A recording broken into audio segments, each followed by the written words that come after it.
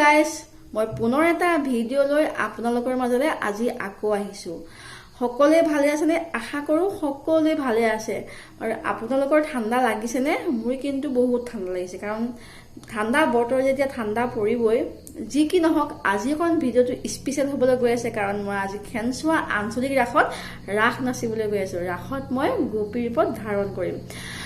মানে ভিডিঅ' যিমানখিনি পাৰো দেখাব চেষ্টা কৰিম, কাৰণ ভিডিঅ' মই বনাব লাগিব, মই নাচিব লাগিব, যিমানখিনি মই কৰিব লাগিব।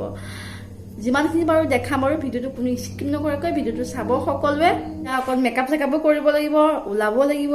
ওলাই গৈ একদম ৰাসত লগ পাইছো সকলোকে। তাৰ পৰা ভিডিঅ'টো আকৌ আৰম্ভ কৰিম। বলক এতিয়া গায়ন